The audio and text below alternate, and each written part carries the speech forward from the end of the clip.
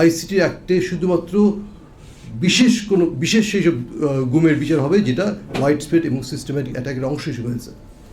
সাধারণ গুম যেটা বা isolated acts of enforce disciplines, sporadic acts of enforce disciplines, এটা বিচার আইসিটি অ্যাক্টে হবে না।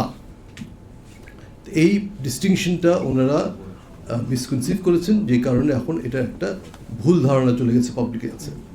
থার্ড যে বিষয়টা আমি যেটা বলবো, লাস্ট ভেরি ব্রিফ, যেটা সুপ্রিম কোর্ট যে জুডিশিয়াল অ্যাপয়েন্টমেন্টস অর্ডিন্যান্স সেটা ওনারা বাতিল করে দিচ্ছেন, এই কথা বলে যে আর্টিকেল 95-এর সাথে সাংঘর্ষিক। যে প্রেসিডেন্টের ক্ষমতা দেওয়া আছে justice of the supreme court নিয়োগ করবার in consultation with the chief justice, সেখানে কাউন্সিলের কথা বলা হয়নি। কিন্তু আমাদের সুপ্রিম কোর্টে তো এই ব্যাপারে বহু রায় হয়ে গেছে, সেখানে বলা হয়েছে যে চিফ জাস্টিসকে কনসাল্ট করেই আপনার প্রেসিডেন্ট জাজ অ্যাপয়েন্টমেন্ট দেবেন, এবং চিফ জাস্টিসকে যে কনসালটেশন করতে হবে এই কনসালটেশনটা মিনিংফুল হতে হবে, এফেক্টিভ হতে হবে, এবং ওনার যে রেকমেন্ডেশনকে প্রাইমেসি দিতে হবে। বহু জাজমেন্ট হয়ে গেছে।